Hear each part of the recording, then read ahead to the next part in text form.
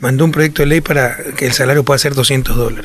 Ofreció mayor cupo para los estudiantes y todo criticándonos nosotros, ¿no? Que nosotros, como éramos estatistas, decíamos por los jóvenes qué carrera estudiar, que ellos pueden estudiar lo que sea y todos podrán entrar, no habrá examen de ingreso. Redujo presupuestos de universidad y pudieron entrar solo la mitad de los jóvenes que aplicaron.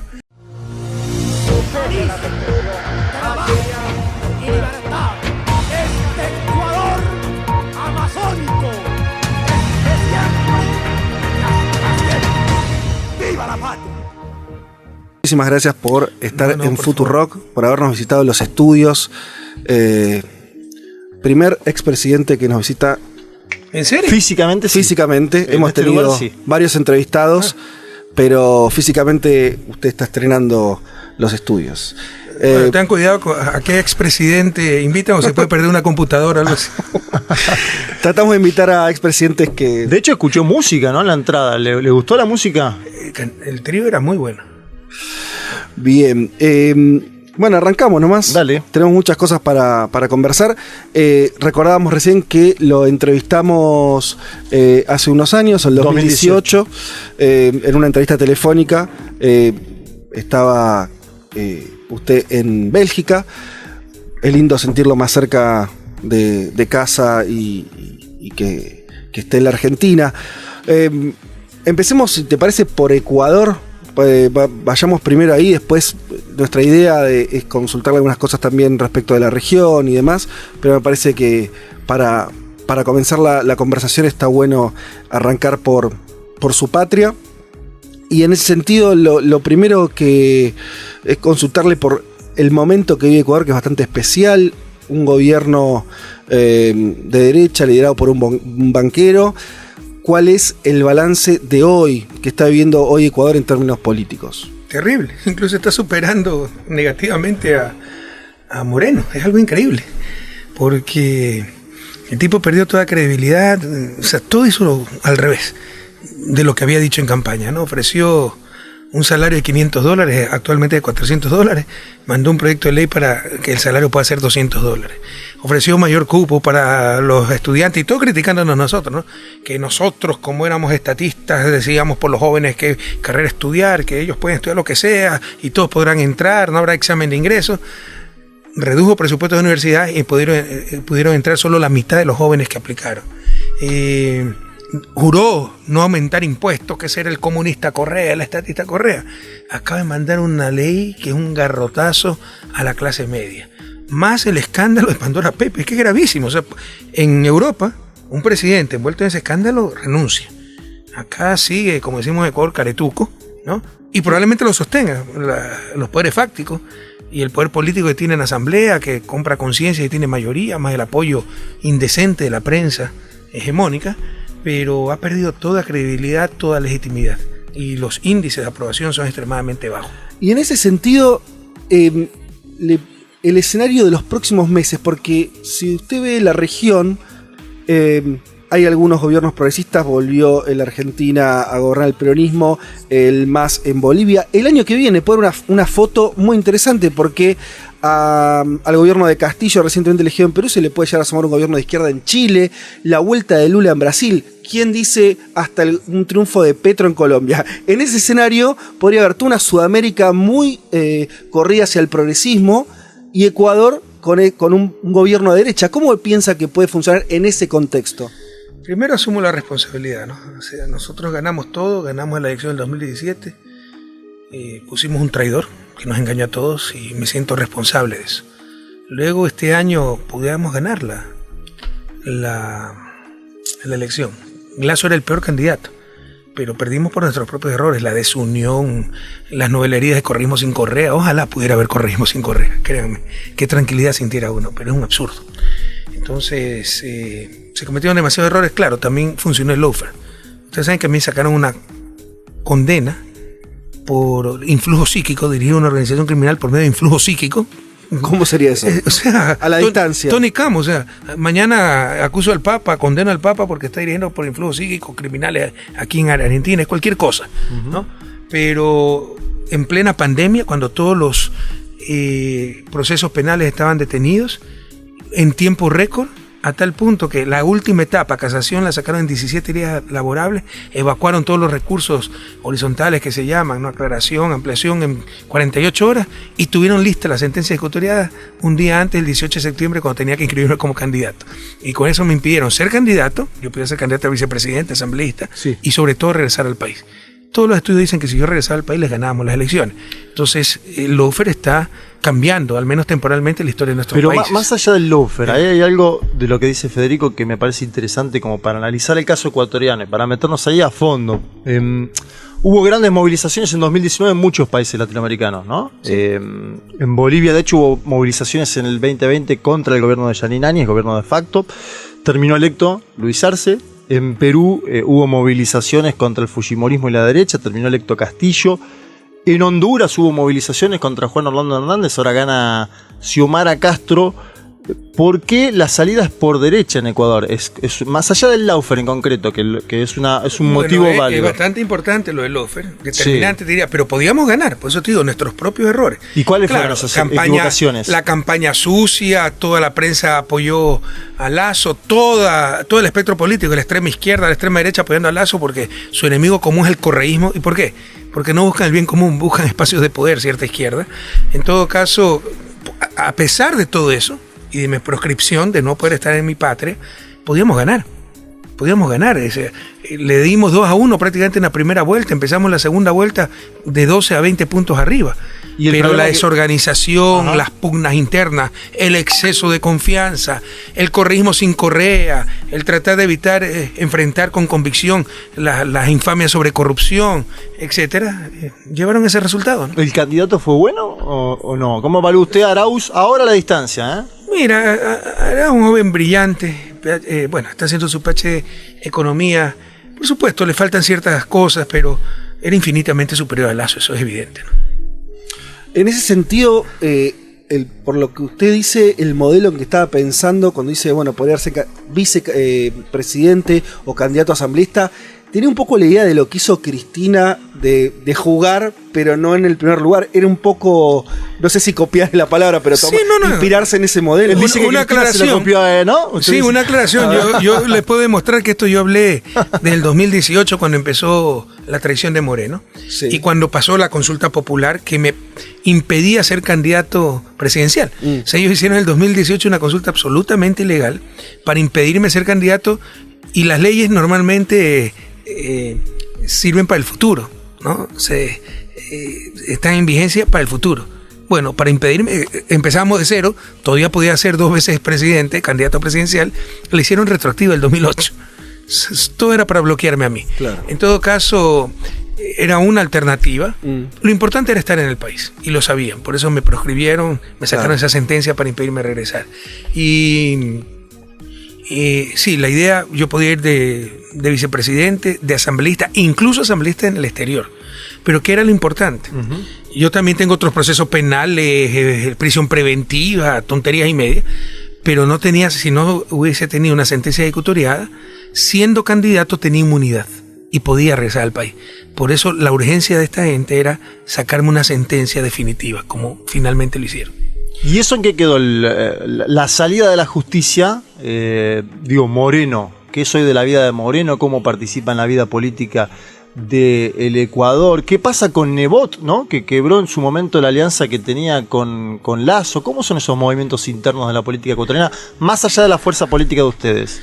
Moreno no existe, ¿no? Moreno es un sociópata, que un lobo disfrazado de cordero que nos engañó a todos, pero está acabado políticamente. Ahora, es patológico. Todos los asesores decían, no persigas a Correa, te estás destruyendo. Correa tiene base popular, apoyo. No, él no le importó nada, destruir al país, destruirse él mismo con tal de intentar destruirme.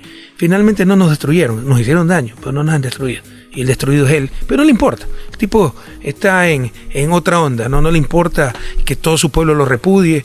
A él le importa es que lo reciba Estados Unidos, lo reciba Almagro, como efectivamente ha hecho. Moreno no existe. Nebot, ¿pero se garantizó impunidad, Moreno? Hasta ahora sí, entre otras cosas con la victoria de Lasso. Pero él ha cometido delitos que no prescriben. Él tiene la cuenta In Investment en el Balboa Bank, que ahora lo compró el Banco de Costa Rica en Panamá. El Balboa Bank era de Panamá, 100 _4 10 71378, ¿ya? Y 3 años se conoce esa cuenta. Lo reconoció que lo tenía, pero que era de su hermano. Si es de su hermano, ¿por qué no la abre? ¿Por qué se llama Ininvestment? Porque Ina son las 3 hijas de Moreno, Cristina, Karina e Irina. Obviamente es la cuenta de él. Después de 3 años no se la abren porque ahí está toda la corrupción de Moreno. Entonces todo el establishment y el sistema lo está protegiendo hasta que cambie la situación política y no tendrá dónde esconderse. En el caso de Nebot, mira, Nebot fue un político relativamente exitoso, 20 años creo que fue alcalde de mi ciudad, lo hizo bien, pero en el modelo vigente, el modelo o sea, un buen administrador, pero un modelo que exacerba las diferencias, ¿no? Nebot ni siquiera vivía en el Cantón Guayaquil, era alcalde del Cantón Guayaquil y vivía en un cantón que se llama San Borondón, en una isla privada. Mientras que Guayaquil tiene otra isla, lleno de miseria. Entonces era el modelo de la isla Mocolí, se llama, para los ricos, la isla Trinitaria para los demás. En todo caso, está en el ocaso de su vida, yo diría, bueno, es un adulto mayor y no tiene ningún futuro político. Sin embargo, sí tiene ascendencia sobre su movimiento político. Él no tiene ningún futuro. Su movimiento es poderoso, el Partido Social Cristiano. Dicho sea de paso, un partido muy antiguo, doctrinario. Histórico, ¿no? Histórico.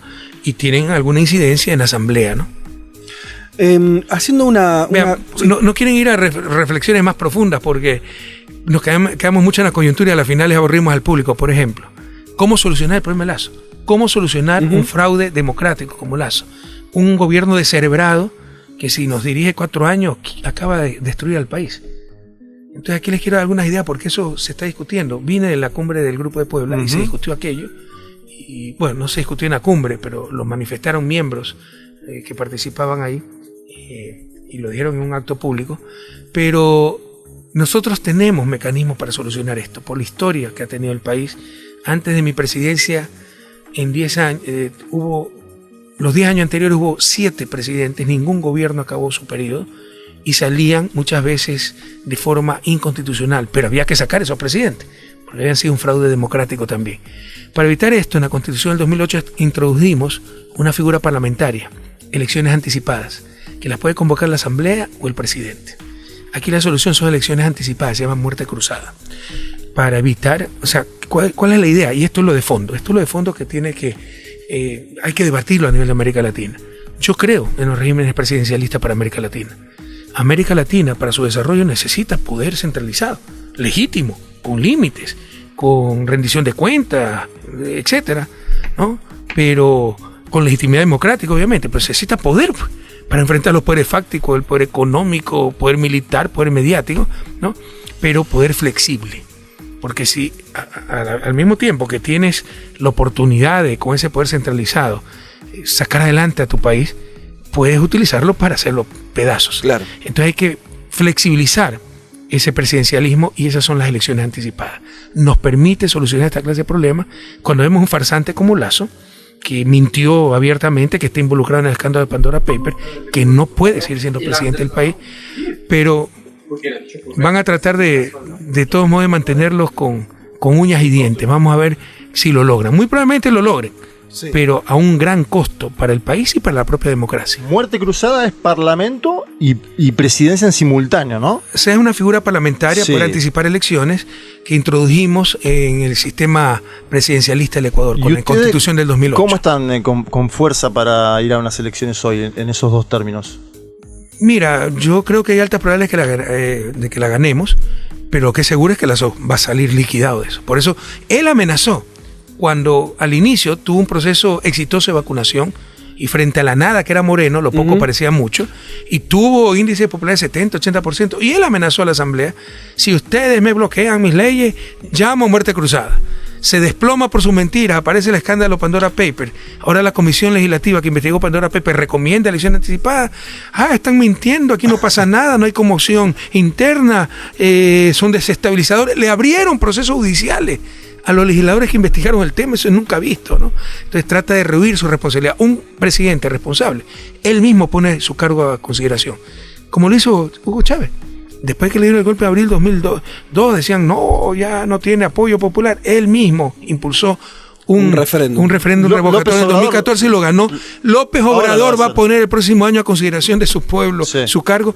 Modestia aparte, no me gusta ponerme ejemplo, pero yo fui electo en el 2007 hasta el 2011, hicimos un proceso constituyente y pusimos elecciones en el 2009. para que la gente ratificara o revocara mi cargo. Eso es ser verdaderamente demócrata y pensar en el bien común, no pensar solamente en calentar un sillón. En ese sentido, podemos pensar también, hablábamos entonces de la región, del contexto político. Federico, perdón, no quiero dirigir la entrevista, que sí es importante estos temas profundos, porque se está hablando de parlamentarismo para América Latina, ¿no? En el Grupo de Puebla, mi querido amigo José Luis Rodríguez Zapatero viene de un sistema semipresidencialista, y él es muy, muy inclinado a un sistema parlamentario. Eso serviría para Europa. Claro. Porque el sistema parlamentario, la mayoría en el Parlamento cambia y cae el gobierno. Claro. ¿Tú te imaginas un sistema parlamentario en América Latina? Cada 15 días tendremos un nuevo primer ministro. Bueno, en Perú pasa un poquito eso, ¿no? La fragilidad del sistema político peruano es en parte la capacidad de veto que tiene el Parlamento peruano. Con todo respeto, el sistema peruano es un Frankenstein, o sea, no tiene lógica ni concierto. El Congreso tiene que aprobarle el gabinete del presidente. ¿Qué es eso, Dios mío? ¿Usted siente que la discusión del parlamentarismo está presente en América Latina? Escuché a un par de amigos, José Luis lo entiendo porque es europeo, ¿no? Sí. Ernesto Samper también está impulsando esa propuesta.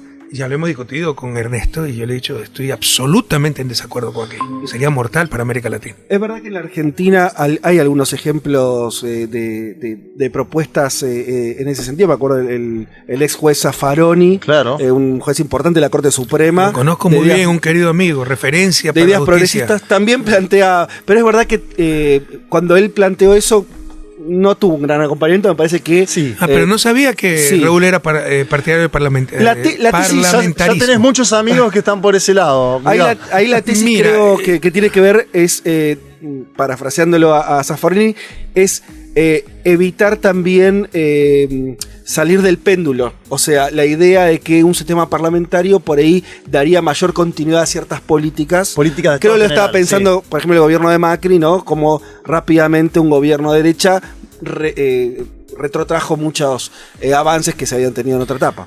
Mira, yo he ejercido el poder y también he estudiado bastante el desarrollo. Y estoy escribiendo un libro sobre desarrollo. Y el siguiente lo voy a escribir sobre el sistema latinoamericano, donde voy a enfrentar estos problemas. Es decir, en función de mi experiencia, por dónde tenemos que recorrer y evitar ciertas novelerías algunas veces, ¿no? Y te diría, un sistema parlamentario va a crear una inestabilidad tremenda en cualquier país latinoamericano. Se necesita en la etapa de desarrollo que tenemos. Ya cuando los países funcionan con gobierno sin gobierno, como Bélgica, que tuvo un año sin primer ministro, como Estados Unidos, que puede tener un Trump, un Bush, un Reagan y sigue funcionando, ya es otra cosa. Pero en nuestro caso se necesita poder centralizado, se necesita capacidad de ejecución, ¿no? Pero obviamente con controles democráticos, con límites y flexibilizando, teniendo pensamiento propio, flexibilizando ese sistema presidencialista con figuras, instituciones parlamentarias como por ejemplo la anticipación de elecciones. Sigamos ya que vino entusiasmado con ese tema, me interesa. Pensemos algunas cuestiones. Hay un tema ahí para pensar en los liderazgos, porque la tesis que usted está proponiendo, esta idea, se necesitan gobiernos fuertes, con liderazgos para poder hacer equilibrio frente a los poderes fácticos. Pero es tan sencillo como esto. Se necesita poder para poder cambiar América Latina, pero no tiene que asustarnos eso. Poder democrático, pero poder. Algunos creen que la democracia es la ausencia de poder, no, eso es anarquía. Bueno, ¿y qué pasa ahí con los recambios de los liderazgos, no? En ese sentido, usted es el fundador del movimiento de la Revolución Democrática en Ecuador. En otros países se empezó a ver recambios, ¿no? Por ejemplo, en la Argentina, que está Alberto Fernández, o Luis Arce en Bolivia. ¿Cómo ve eso? ¿Cómo cree que hay que construir unos liderazgos? ¿Cree que todavía tienen que jugar un rol protagónico los fundadores, los movimientos? Como Qué buena pregunta también. Porque esto, yo he cambiado, he evolucionado. Hace 10, 12 años te diría, no, alternabilidad, como dicen ahora alternancia, que no es palabra castellana, pero alternancia, y para sonar como gran demócrata, ¿no? Estos años al frente de mi país, después de todo lo que he sufrido estos 4 años, me ha hecho muy pragmático. Si hay algo, un gobierno que sirve, un presidente que sirve, hay que continuar con ese gobierno. Si yo fuera boliviano, votaría 10.000 veces por Evo Morales, porque era Evo Morales que era Bolivia antes de Evo Morales. Ganó con 48%. Pero con todo lo que ha hecho Evo Morales en Bolivia debería ganar como por el 120%. con el 120%, pero es broma, por supuesto, es imposible ganar con eso.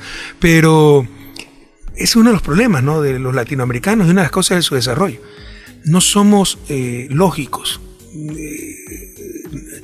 más que racionales, somos viscerales, actuamos por emociones, no por reflexión. Cuando usted y por ejemplo, sí, un Franklin Delano Roosevelt, presidente histórico de Estados Unidos, que lo sacó de la Gran Depresión, le ganó 4 elecciones.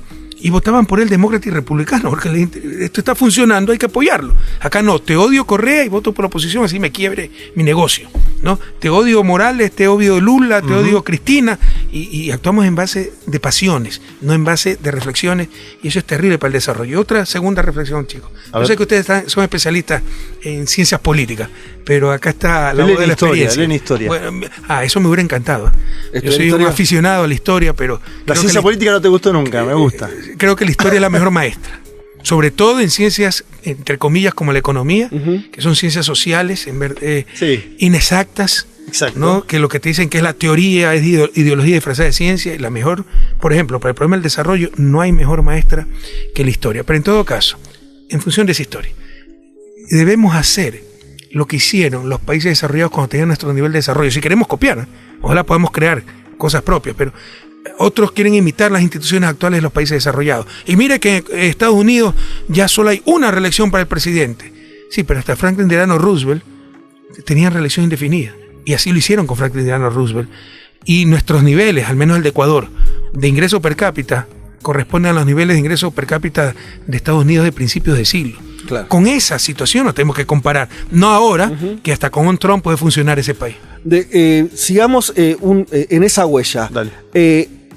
Hay otra cosa que está discutiendo, lo hemos charlado con García Linera, el ex vicepresidente de Bolivia. Brillante, de los mayores intelectuales que tiene nuestra América. Totalmente, y él plantea una cosa que es, él sentía que en este momento, incluso, y hasta lo decía el propio gobierno boliviano, pero lo podía hacer extensivo al resto de los gobiernos progresistas de la región, no está, a diferencia de la etapa que cuando usted fue presidente, cuando la primera oleada progresista, está menos claro el rumbo. Como si no se supiera todavía bien qué hacer ahora, cuál es la agenda de estos gobiernos. Usted ve esa misma incertidumbre. Él planteaba que era un momento donde en el mundo no había señales claras, vino después la pandemia, y no está claro cuáles son las reformas. Él decía, cuando nosotros asumimos el gobierno estaba claro que había que nacionalizar el gas. Hacer tal y tal cosa. No, estaba claro cada uno lo que tenía que hacer. Ahora no parece eso estar tan claro. Para mí está muy claro. No hay dónde perderse. A ver, ¿y qué sería? A nivel político, gobiernos que representen a las grandes mayorías, pero además altamente técnicos, porque el voluntarismo incompetente puede hacer tanto daño como la corrupción, o más daño. Y eso significa, por ejemplo, potenciar el crecimiento, pero con equidad. Nadie ha inventado el agua tibia en cuestiones de equidad, lo que pasa es que son problemas políticos inmensos. Por ejemplo, impuestos progresivos, no solo al ingreso, sino a la riqueza, ¿no? Impuestos a la herencia, porque los que nacen en cuna de oro frente a los que nacen sin cuna, eso no es ni siquiera capitalismo liberal, sino capitalismo patrimonial. Y esos ingresos que financian oportunidades para todos, educación, salud, etcétera, capacidades, el concepto de desarrollo de Amartya Sen, controlar, ¿no? En el siglo XXI la izquierda no puede negar el mercado, sería un absurdo, pero tiene que regular ese mercado. Eso te podría decir en la nueva concepción de socialismo, ya no es a quién pertenecen los medios de producción, sino básicamente si tienes el mercado controlando a la sociedad o la sociedad controlando al mercado. Eso significa regular los mercados en función de los objetivos sociales, especialmente, no me gusta llamarle mercado, el sistema laboral, los salarios, los derechos laborales, etcétera, pero en general el poder del mercado. Y cuarto, ahí sí, la propiedad, ¿no? El acervo social, a quién pertenece. No ha habido sistemas puros, el sistema capitalista tiene propiedad pública, pero ¿qué debe ir a lo público? Por ejemplo, recursos naturales no renovables. ¿Qué tiene que ir al sistema cooperativo? Democratizar la propiedad, eso te habla mucho un Tomás Piketty, por ejemplo, ¿no? Entonces, para mí está claro, pero todo lo que te acabo de decir tan sencillamente es extremadamente duro a nivel político. De hecho, usted le intentó un impuesto a la herencia. Y los mismos pobres que nunca van a recibir una herencia salieron a protestar apoyando a los ricos. Eso es lo que Gramsci llamaba la cultura hegemónica, transmitida por los medios de comunicación. Convencer a los pobres de hacer lo que es funcional, lo que es beneficioso para los ricos. Pero por si acaso, y tal vez, Álvaro es matemático, pero a nivel económico, teoría del crecimiento y teoría del desarrollo, yo no creo en las teorías de crecimiento y teoría de desarrollo, pero ahí eso no significa que no haya ideas interesantes. Lo que pasa es que una primera etapa, el corto plazo, es fácil crecer, cuando acumulas recursos. Por ejemplo, nacionalizaciones en Bolivia, nosotros renegociaciones de contratos petroleros. Y con precio alto de commodities. Pero cuando se agote esa etapa, Sí. ya el crecimiento de largo plazo es en función de eficiencia, innovación, ¿no? Ciencia, tecnología, y eso es mucho más complejo. Tienes que preparar talento humano. Tienes que preparar no solo el talento humano, ese espíritu, ni siquiera empresarial. Un espíritu empresarial es que tú haces otro supermercado. Un espíritu innovador significa que no es supermercado, sino ventas a nivel digital, qué sé yo. Entonces, esa es una etapa mucho más compleja, y cuando se agotó en gran medida esa primera etapa, no son cosas independientes, estoy simplificando. Sí. Pero en Ecuador, en Bolivia, hay que ir a esa segunda etapa. Entonces, para mí no hay dónde perderse. Otra cosa que nos dijo Linera fue que había un peligro, que era que los gobiernos nacional populares estaban abandonando la calle, ¿no? Y que la calle estaba siendo expresión de las derechas latinoamericanas en diversos países. Y nos puso el ejemplo de Bolivia en este contexto muy complicado, donde hay un actor como Camacho que dice: vamos a hacer un nuevo golpe, ¿no? Un tipo que encima es gobernador. ¿Usted qué le aconseja cuando los ve en estas cumbres a los presidentes, a Alberto Fernández, a Luis Arce, a López Obrador, sobre la movilización, sobre las medidas concretas a futuro, sobre la audacia de las medidas? ¿Qué les dice? Bueno, a López Obrador no lo conozco, pero Alberto y Luis son grandes amigos y nunca me han preguntado, así que no les digo nada. Y si me preguntaran, les diría muy honestamente, Sí. No es mi especialización, no tengo experiencia en eso, y no soy bueno para eso, ¿no? Yo soy bueno para liderar, para ejecutar, pero esa organización popular no vengo de esos procesos. Yo vengo de la academia. Claro. Entonces hay gente que sabe mucho más que yo.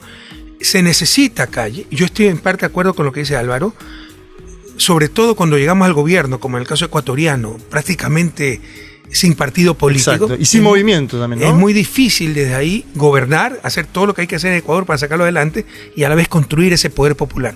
Ese poder popular es necesario, indispensable. ¿No hubo un déficit en Ecuador con eso? Probablemente. Sin embargo, Sí. cuidado, o sea, no necesariamente el poder popular es la calle.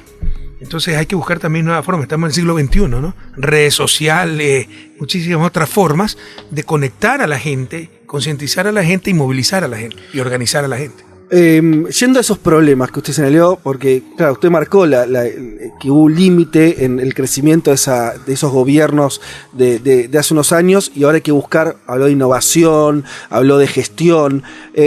¿Cómo se hace? Creo que es otro de los problemas que hay ahora, seguir avanzando con las élites que cada uno de los países tiene. ¿Qué balance hace usted habiendo sido gobernante de Ecuador? Es otra traba, ¿no? Importante ahí. ¿Qué? Las élites. Claro. Pucha, eso te doy un seminario. Para mí es una gran culpable. No, pero me refiero, retraso. también tiene que ser parte de ese desarrollo. ¿Cómo se hace si no?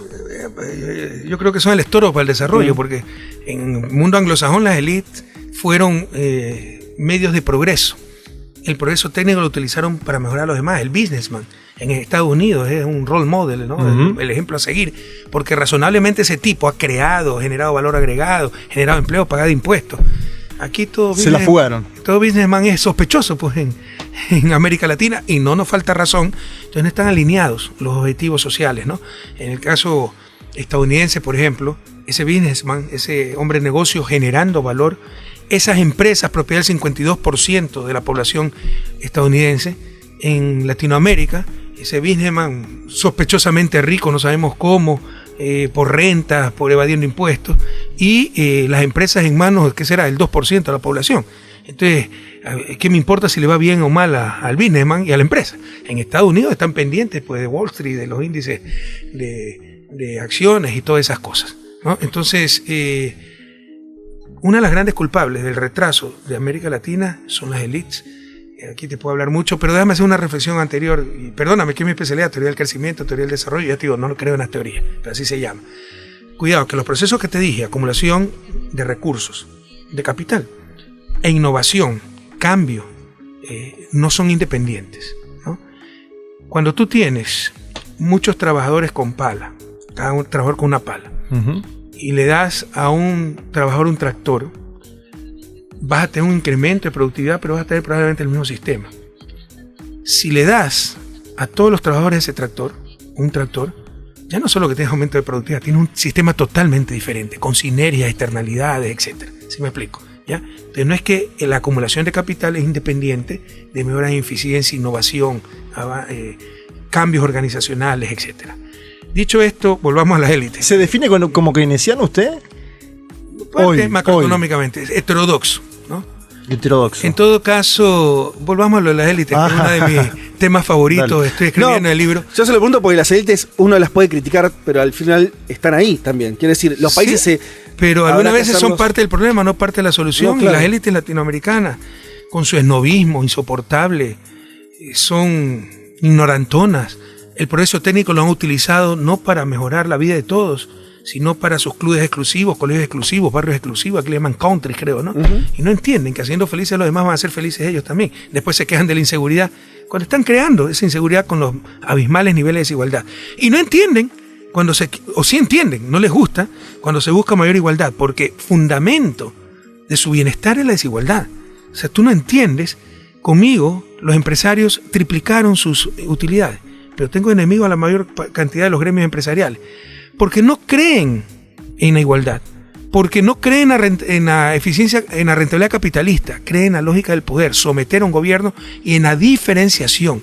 Esa es la piedra fundamental de su bienestar. Y eso lo podría decir Cristina, sí. Lula, ¿no? Claro. Esto es lo que un autor que me encanta, sí. Alain Rouquier, un buen amigo también, es el director de la Casa América Latina en París, y tiene uno de los mejores ensayos para mí sobre América Latina. Se llama América Latina, Introducción al Extremo Occidente. Le llama el pacto de dominación. Hay un pacto de dominación, las élites dominando y contentas dominando, y los pobres siendo dominados y creyendo que así debe ser, ¿no? Y esas élites, tú les propones ser 3 veces más prósperas, pero iguales al resto. Prefieren ser 3 veces menos prósperas, pero desiguales, porque en eso fundamentan su bienestar. ¿No hay burguesía nacional en América Latina hoy? ¿Hay o no hay burguesía? Defíneme burguesía. Como propiedad de los medios burguesía nacional. Los propietarios de los medios de producción, creando valor agregado, creando riqueza. Pienso en los industriales de Brasil, por ejemplo, pensando un modelo de país, ¿no? En su momento, por ahí no ahora. Una realidad un poco distinta, ¿no? Un país tan grande que se han desarrollado cierto nivel de espíritu nacional, ¿no? Y con ello industria nacional. Y en los demás países no lo ve eso. Nuestra burguesía, entendida como los propietarios de los medios de producción. Claro. O sea, primero son rentistas, ¿no? Segundo, son altamente ineficientes y el costo de su ineficiencia quieren pasárselo a la clase trabajadora, al Estado que le subsidie las cosas, en lugar de buscar eficiencia e innovación. En todo caso, ¿cree que pueden ser subordinadas esas élites de alguna manera? ¿Qué se hace con totalmente subordinadas, pues hablan español, pero piensan en inglés cuando piensan. Pero él dice en términos concretos por políticos. Parte de los gobiernos populares. ¿Qué tendría que hacer los gobiernos populares con esas élites que son tan parecidas en todos los países latinoamericanos? Tratar de que actúen en función del bien común, generando riqueza sin explotar a sus trabajadores, pagando impuestos, pero sabiendo pues que te descuidas un momento y te va a meter una puñalada, porque no creen en esos procesos. Pero lo hemos demostrado. En Bolivia, en Argentina, en Ecuador. ¿Cuánto ganaron con nuestros gobiernos? Y hasta una vergüenza para mí que las utilidades empresariales crecieron más que el salario. No, hasta una vergüenza para un gobierno de izquierda. Pero no tenemos ningún gremio empresarial fuerte con nosotros, ¿no? Porque no creen en eso. Ellos creen en la lógica del poder, no la lógica de rentabilidad capitalista. Y así nos han dominado 200 años. O sea, en el largo plazo tienen razón, porque así nos han dominado 200 años. Le hago una pregunta sobre la ideología, porque usted viene del Grupo de Puebla, de una cumbre, algunos se dicen progresistas, otros se dicen más de izquierda. Hay un debate, ¿no? Hay indudable, hay algunos que están en el Foro de Sao Paulo, un poco una tradición más de izquierda de los 90, ¿no? Creada incluso por Cuba, por el propio Lula en su momento. Hace poco López Obrador, esta semana, fue muy claro y dijo, la necesidad de los gobiernos es que sean de izquierda, habló sobre los peligros de la moderación, yo creo que está hablando, pensando en los candidatos de México a las próximas elecciones, pero también en un panorama continental, y habló del peligro de buscar permanentemente el centro, ¿no? ¿Usted comparte esa caracterización que hace López Obrador? En principio sí, yo creo que hay que ser pragmático. Sí. No actuar en función de satisfacer nuestras fijaciones mentales, sino en función del bien común. Pero obviamente creemos en principios para ese bien común. Por ejemplo, supremacía del ser humano y sobre todo el trabajo humano sobre el capital. ¿Eso qué significa? Que proteger a la clase trabajadora, salarios dignos, derechos laborales, limitar la rentabilidad del capital. Una de las grandes fuentes de desigualdad, lo dice Piketty nuevamente, es que la rentabilidad del capital crece más que la economía. Entonces, proporcionalmente su peso específico dentro de esa economía es cada vez mayor. Y es un proceso que se nutre a sí mismo de acumulación de capital. Entonces, esas dinámicas hay que pararlas en función de la equidad, en función de la clase trabajadora. La izquierda El socialismo es justicia, pero justicia en todas las dimensiones. Justicia socioeconómica, ya te dije, nadie ha inventado el agua tibia para distribuir ingreso y riqueza, pero es un problema político inmenso. Pero justicia también de género, ¿no? Los derechos de la mujer, los derechos de las minorías sexuales. Justicia etaria. Usted fue criticado por eso en Ecuador en su momento y en América Latina. Porque si el checklist no lo cumples al 100%, entonces es el todo nada. Pero mira, a mí me dieron hasta una placa de reconocimiento los LGBTI. Soy el presidente, cada 6 meses me reunía con los LGBTI. Porque créeme que se me salían las lágrimas, lloramos muchas veces esas reuniones, no me importa decirlo, porque cuando tú veías cómo habían explotado esa gente, asesinaban a un travesti como si no existiera el asesinato, los prostituían, eran unos abusos terribles. Entonces yo trabajé, no hay presidente que haya hecho más por los LGBT ni por la mujer, pero como no estás a favor del aborto, como no estás a favor del matrimonio homosexual, entonces todo nada. Corres enemigo a las mujeres, corres enemigo a los homosexuales. Y ahí que había una lectura de la iglesia de parte de ustedes, le pregunto en concreto por ese punto, tengo, sin meternos. Raíces, yo soy católico, sin embargo, creo que más bien humanismo, ¿no? El derecho a la vida de la concepción. Yo sé que voy a chocar a mucha gente, pero por favor, vamos a ser antagónicos. No por eso es que soy enemigo de las mujeres que creen en el aborto. No por eso es que ellas son los buenos y el resto los malvados, o viceversa. Porque también esta gente que se llama pro vida implica que los otros son pro muerte y tampoco es cierto. ¿Sí me explico? Está bien. ¿Ya? Pero en todo caso, justicia de género, justicia etaria para los viejos, ¿no? Los más desvalidos, que tengan apoyo. ¿Ambientalismo? Pero justicia etaria, ya voy a la... Dale. Justicia, justicia intergeneracional. Eso significa desarrollo sostenible, que las futuras generaciones puedan tener un nivel de vida igual o mayor al que nosotros tuvimos. Entonces es el socialismo, justicia en todas las dimensiones, y por supuesto que esos principios, que son morales, en primer lugar, no la supremacía del trabajo humano sobre el capital, pero la justicia es un valor, es una virtud moral. Lo que pasa es que se entiende por justicia. Para el neoliberalismo, justicia es no intervenir. Entonces, que el boxeador de 300 kilos masacre de 50 kilos sin árbitro.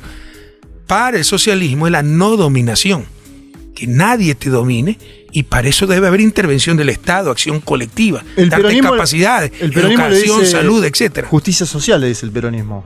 ¿Usted aprendió algo del peronismo a la distancia? Bueno, digo? Es que el que entiende el peronismo es que se lo explicaron mal, ¿no? Porque claro, no se encuentra el peronismo de un Menem hasta un Kirchner, pues. Y bueno, sí. tiene sus complicaciones. Tiene sus bemoles. No, es que el peronismo, más allá de ideología, es un movimiento popular, que va directo a las masas, ¿no? Y es lo que podríamos decir, lo que decía la Clau, populismo, ¿no? Que sin la concepción peyorativa de demagogia, etcétera, sino más bien una forma de comunicarse con las masas. En ese sentido, aprovechando que usted vive ahora en Europa, ¿le preocupa la ultraderecha? Y se lo digo en las dos orillas del Atlántico. Lo que haya visto en Europa, pero sobre todo ahora el crecimiento, podemos hablar de Bolsonaro, pero ahora Kast como una figura que ganó la primera vuelta en Chile. ¿Ve a la ultraderecha, le preocupa eso o lo ve como algo pasajero? Claro que me preocupa, pero en todo caso déjame completar la reflexión anterior, porque me olvidé una justicia muy importante, la justicia étnica. Acabar con la exclusión de siglos de nuestros pueblos ancestrales, las minorías afro, etcétera. ¿Ok? Contestando tu pregunta nuevamente, por supuesto que preocupa, porque no es algo aislado. Ocurre en Europa, ocurre en Estados Unidos, está ocurriendo en América Latina. Y me recuerda mucho los 70, que cuando ven amenazado el sistema, se exacerban los extremos, ¿no? Sobre todo de esta derecha criminal, fascista. Y creo que no son mayoría, cuidado, no son mayoría. Pero el problema es los extremos, ¿sí me explico? El radicalismo. Entonces, sí, ganó la primera vuelta acá, probablemente gane la presidencia, eso sería muy grave. ¿Cree que eso es el escenario más posible? O sea, hay altas probabilidades, no nos engañemos. Pero, por ejemplo, en Francia, ¿no? Entra a la segunda vuelta la extrema derecha y todos se unen para derrotarla. Entonces, hay esos extremos, pero no son mayoritarios. Pero existen esos extremos. Y solo que existan, que tengan ya relativo éxito electoral, debe preocuparnos mucho. Bueno, gobiernan Brasil, ¿no? Ni más ni menos que Brasil gobiernan. Sí. ¿Y usted cómo lo ve ese escenario para el año próximo? ¿Habló algo con...? No, yo creo que Lula va a ser el presidente de Brasil. ¿Sí? Gracias a Dios. Bueno, ¿cree que el triunfo de Lula en Brasil puede dibujar otro escenario, pero ya más regional? Pero por supuesto. ¿Cambiar toda la ecuación? Mira, si Lula gana en Brasil, México con López Obrador y Argentina con Alberto Fernández, ya hay un eje para, por ejemplo, crear algo alternativo a la OEA, relanzar la integración latinoamericana. Ya hay un cambio en el equilibrio geopolítico de la región. ¿Qué sería? ¿UNASUR de vuelta? ¿CELAC? UNASUR era para América del Sur, pero Brasil, claro. Bueno, Lula es de los fundadores, ¿no? Exacto. Uno es convencido. Entonces yo creo que habría... ¿Con México usted piensa en CELAC? Ya en este momento se podría refundar UNASUR, porque se requieren 6 países de los 12 sudamericanos, 10 latinos, 2 no latinos, sí. Guyana, Surinam, ya se podría relanzar UNASUR. Yo creo que Alberto... Bueno, ahí tiene la propuesta para hacerlo. Hemos conversado. Yo creo que Alberto está esperando el triunfo de Lula en Brasil para darle mucho mayor impulso. Pero ya se puede hacer renacer a UNASUR. Y obviamente hay que consolidar la CELAC. ¿Qué sentido tiene? ¿Alguien me lo puede explicar? Un sistema interamericano que siempre ha sido nada más instrumento de dominación de Estados Unidos, la OEA. Ministerio de las Colonias, ¿no?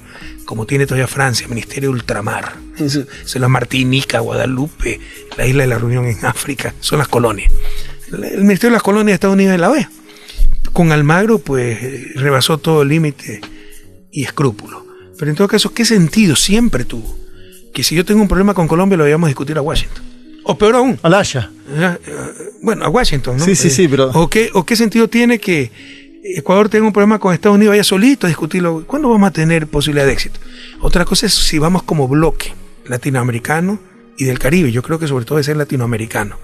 Entonces CELAC debe convertirse en el sistema latinoamericano, ese espacio, reemplazar la OEA latinoamericana, donde procesemos nuestras diferencias, nuestros conflictos, nuestros acuerdos, y como bloque acudir a lo que se llama OEA, el nombre que quieran ponerle, para procesar nuestros acuerdos de diferencias con América del Norte. ¿Está a favor de la salida de Almagro de la OEA tras lo que pasó en Bolivia? Y puede ser una vergüenza para los sacaría patadas. Pero por el amor de Dios. No, después me van a acusarlo de maltrato animal o algo así, ¿no? Pero ese tipo es una vergüenza para América Latina. Tipo sin escrúpulos. Tiene sus manos manchadas de sangre. Lo que pasó en Bolivia es culpa de Almagro. Es una hipocresía sin límite. Optimista entonces con Lula, optimista con el escenario latinoamericano en general. ¿Cómo está viendo... ¿Hay algún cambio en Estados Unidos respecto de la era Trump a la de Biden para América Latina? ¿Cree que algunos dicen esto, que es, si llega a ganar Lula, va a haber un interlocutor con fuerza de un país muy importante para no hacer la intermediación que usted la señalaba de alguna manera, para negociar de alguna manera con Estados Unidos? ¿Alguna esperanza en la administración de Biden de que cambie algo eso? No, mira, la política exterior estadounidense tiene vida propia. Tiene matices, ¿no? Con el gobierno que esté. Biden no es lo mismo que Trump. Obama no es lo mismo que Trump. Pero son matices. El núcleo fundamental es exactamente el mismo. Defender sus intereses a ultranza de forma excluyente. Porque yo vivo en Estados Unidos. Yo admiro mucho al pueblo norteamericano. Me entiendo muy bien con él. Gente sencilla, etc. Pero creen que el mundo empieza y termina en Estados Unidos. Que no existe nada más. Entonces... no tienen esa visión, creen que sus valores son valores universales. Pueden tener buenos valores, otros no son tanto. Basta mirar las intervenciones de Estados Unidos en América Latina. Algunas veces, o a nivel mundial, algunas veces han intervenido para derrocar a un tirano, ¿no? A los talibanes en Afganistán. Otras veces han intervenido para poner sus títeres. Pero el único denominador común es que siempre han intervenido, no por la libertad, por la democracia, sino para defender sus intereses. Cuando usted fue presidente, si no me equivoco, bajo gobierno de Obama y, sobre todo con la era Obama, el último año estuve con Trump. Sí, y un último año con Trump. ¿Y notaron una diferencia? Sí, claro, totalmente. Sí había, hasta en el trato personal, yo no conocía a Trump, ¿no? Pero Obama, sin lugar a dudas, es una persona inteligente, una buena persona. Puede estar en desacuerdo con sus políticas. Ya les digo, la política exterior estadounidense tiene vida propia. Pero nada que ver con un Trump, ¿no? O sea que hay alguna diferencia al mismo tiempo. Ser presidente... Hay matices, ¿no? Y que pueden ser claves en un momento dado, ¿no? Claro. Trump era un tipo sin escrúpulos, ¿no? Sin valores. Entonces, en un momento dado, un tipo que tiene capacidad para declarar guerra, para mandar un misil atómico, eso puede ser crucial. Pero en general, en tiempos normales, quien sea presidente de Estados Unidos tan solo matizará un poquito la política exterior, pero el fundamento de esa política exterior no va a cambiar. América Latina cayó como nunca en términos económicos por la pandemia. ¿Cómo hacen esos gobiernos progresistas de nuevo ciclo que a su forma, como nos decía Linera, no enamoran, porque también es otra característica que está sucediendo, estos progresismos actuales? En algunos países, también lo pongo a título personal si quiere, para no dejarlo pegado a García Linera, no enamoran. ¿Y qué se hace para volver a enamorar, para volver a encantar? Mira, en la mediocridad de la política latinoamericana se ha satanizado el liderazgo. Uh-huh. Los liderazgos son deseables. Creo que todos somos necesarios, pero los liderazgos son altamente deseables, más aún en países donde no hay instituciones, ¿no? La forma de organizar, la forma de marcar la dirección hacia dónde ir, viene de buenos liderazgos. Eso es altamente deseable. ¿Qué país no ha tenido liderazgo en un momento de su historia? Anda a ver Bismarck en Alemania, más recientemente un Charles de Gaulle en Francia, no en Estados Unidos, los padres fundadores. Pero en la mediocridad de la política latinoamericana se quiere satanizar el liderazgo. Entonces, el líder es caudillo. Si Evo Morales gana la cuarta elección presidencial, es un tirano, dictador. Si Angela Merkel gana la cuarta elección como canciller de Alemania, es una democracia madura y una lideresa. Entonces, con esos criterios va a ser muy difícil salir de su desarrollo. Yo no tengo... porque refleja mediocridad. Sí. El buscar superar al otro no siendo mejor que el otro, sino hundiendo al otro. No tengo duda que Evo Morales quiere volver a ser presidente de Bolivia. No tengo dudas por las veces que lo escuché hablar. Si le preguntamos a usted en concreto, ¿sueña con volver a ser presidente de Ecuador? No, y ese no es el problema, eso es lo que no se entiende. La cuestión, hay mucha gente que me critica por Twitter, ¿no? Sí. Pero ya fuiste presidente, quédate callado, no entendieron nada. Ajá. Si el objetivo no es que yo haya sido presidente, que vuelva a hacerlo, el objetivo es sacar al país de su desarrollo. Y lo están Pero destrozando. lo ve como un instrumento. Estaré donde sea más necesario. Ajá. Para llevar a mi país por la senda de desarrollo. Senda que teníamos. Yo soy especialista en desarrollo. Los procesos más rápidos de desarrollo, con dictadura, Guerra Fría, ayuda ilimitada de Estados Unidos frente al comunismo, Singapur, Corea del Sur, Taiwán, tomaron 30, 40 años en dictadura. Sí. Nosotros tenemos que hacerlo más rápido, mejor y en democracia. Pero no lo vamos a poder hacer en 10 años, ni en 15 años, ni en 20. Íbamos por la senda del desarrollo, pero faltaba mucho más. Estos nos retrasaron 20 años. Ya no veré, uno de mis proyectos vitales, mis sueños, era ver a mi país fuera de su desarrollo. Ya me robaron ese sueño, pero hay que retomar ese rumbo y estaré donde sea más necesario para ese fin, que no es Rafael Correa, no es Evo Morales, son nuestros pueblos, nuestros países. Tengo una última pregunta, meterlo un poquito en Argentina, pero por esta razón en particular. Argentina está, y un tema que yo sé que usted conoce y como economista mucho, que tiene que ver con la deuda externa. Argentina está enfrentando una negociación muy fuerte con el Fondo Monetario. Macri tomó la deuda más grande en la historia del Fondo Monetario, más de 50.000 millones de dólares que le prestaron a la Argentina. ¿Cómo ves si lo siguió ese proceso de negociación? ¿Cree que es posible hacer un acuerdo con el fondo que a la Argentina le permite crecer? ¿Cree que eso no? ¿Que habría que desconocer el pago de la deuda? ¿Cómo lo ve? Yo creo que puede jugar muy duro Argentina con el fondo, porque es un gran deudor. O sea, cuando un gran deudor tiene problemas con su banco, es un problema para el gran deudor, pero también del banco. Claro. Entonces creo que puede jugar duro. Creo que, Martín Guzmán es un gran ministro de Finanzas, pero probablemente llegue a un acuerdo con el fondo. Ahora, esos acuerdos que todo el mundo sabe que no se van a cumplir. Ni Argentina ni el fondo, ¿no? Pero insisten en lo mismo, porque son imposibles. Las políticas de austeridad, redimir gasto en salud, que son imposibles. Imposibles políticos y absurdos técnicos y éticos, ¿ya? Pero probablemente se llegue a un acuerdo y eso dé un margen de respiro para la economía argentina, porque el gran problema de la economía argentina está creciendo una brutalidad, es lo que más está creciendo, lo que más rápido se está recuperando de la pandemia. Sí, casi 10 Le creció puntos. 10% y está creciendo 8 o 9%. No va a lograr este año los niveles prepandemia, pero probablemente ya el próximo año lo logre. El problema es la inflación, que afecta a los que tienen ingresos fijos como los asalariados, y esa inflación viene de la presión sobre el dólar, y esa presión sobre el dólar viene del pago de la deuda externa. O sea, si no resuelve la deuda externa, seguirá el problema de la inflación. O sea que cree que es necesario al final algún tipo de acuerdo con el fondo. De forma dura, de forma ficticia, firmando un acuerdo y que nos den más financiamiento, cierto periodo de gracia, etcétera. Pero obviamente hay que hacer algo para resolver el problema de la deuda, que es la raíz del problema inflacionario. ¿Tenés alguna más? No, estamos. Bueno, parece que hicimos un panorama. Completamos una hora de entrevista, estamos... Ya se nos fue una hora. Impresionante. Pero al final hicimos, creo... la disfrutó entonces, si se le pasó sí, así, supuesto. la disfrutó. Son temas que me apasionan, ¿no? Por ejemplo, la institucionalidad para América Latina. parlamentarismo, presidencialismo, ¿no? No, al final hicimos una entrevista de temas profundos. Fuimos claro. conducidos por Rafael Correa. ¿Usted pensó que nosotros queríamos solamente los titulares? No, lo que pasa es que algunas veces nos perdemos en la coyuntura, nos perdemos en el día a día y no vemos el horizonte. Debemos algún momento dejar de ver los árboles y ver el bosque completo. En el 2018 me acuerdo que le hicimos una última pregunta a Rafael Correa, que fue si había un WhatsApp de presidentes o de expresidentes, obviamente estamos hablando de los presidentes que es afines ideológicamente. Lula, Cristina. Y usted dijo que no. Le hago la pregunta 2021 ahora. Con mucha satisfacción te puedo decir que ahora sí. Y eso se llama Grupo de Pueblo. Y ahí están. Muchísimos vicepresidentes, presidentes, vicepresidentes, cancilleres. Y por fin estamos en contacto. Algo que no había hace 2-3 años. Bueno, es una novedad de los últimos tiempos y hay intercambio. 2 años tiene el Grupo de Pueblo. Y hay intercambio además. Tenemos el chat, tenemos reuniones. Acabo de venir de México, claro, de la Cumbre de Pueblo. Bueno, tenemos reuniones virtuales. Hemos avanzado entonces en ese Hemos sentido. avanzado, por supuesto, es una gran noticia.